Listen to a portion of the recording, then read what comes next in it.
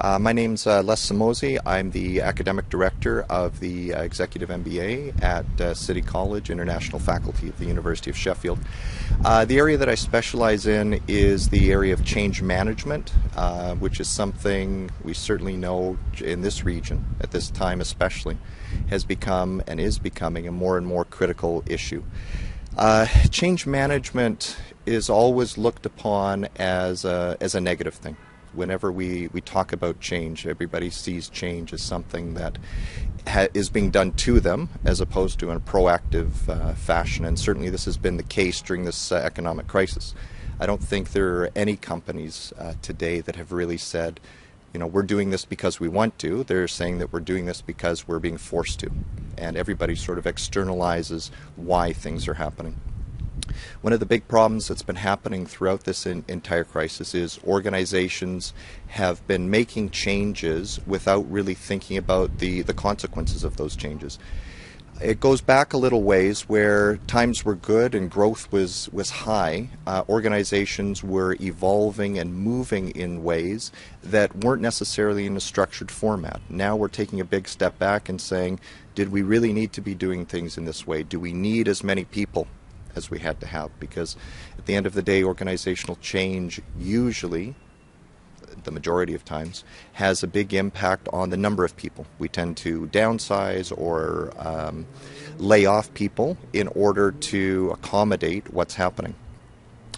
A lot of the companies that I've dealt with in this region when it comes to change really need to take a step back and say, what is my overall change plan?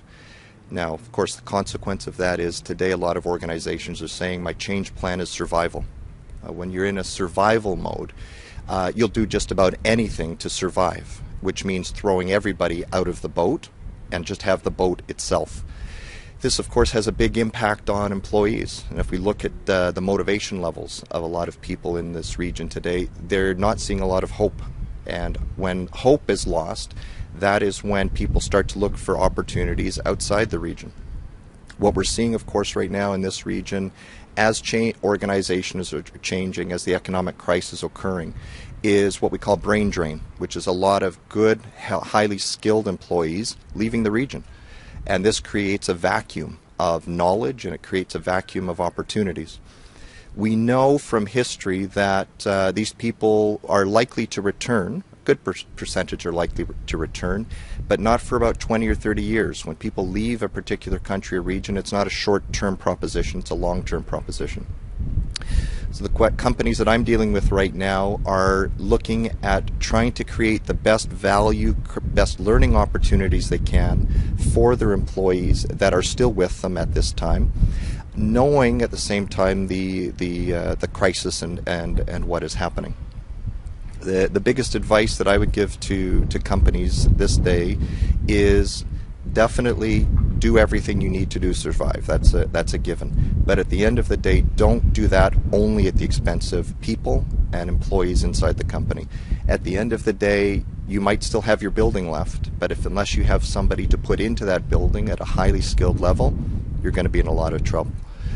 In the future, in terms of change and change management, what we're predicting is that organizations are going to have to take a big step back and really put together a process of changing themselves back into the new reality of business today. Every industry, every type of company has its different reality, its new reality.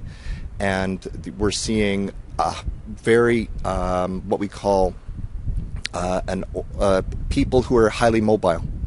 The contract between organizations and employees we see changing, and what we see is much more temporary, part-time types of workforces where people come in and work when the work is there and are exited more easily than they are today when the work is not there.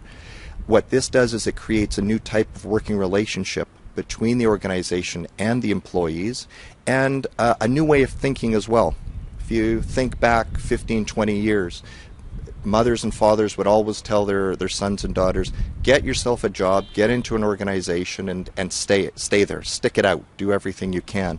Whereas today's workforce and today's new reality says, I have to have a portable skill, something that I can take and move easily from company to company. It creates less loyalty, it creates more opportunities for the employee to utilize their skills, but it creates an additional organizational challenge where they have to make sure that they can keep and retain those people when they need them and still have the opportunity to get them back after they haven't needed them.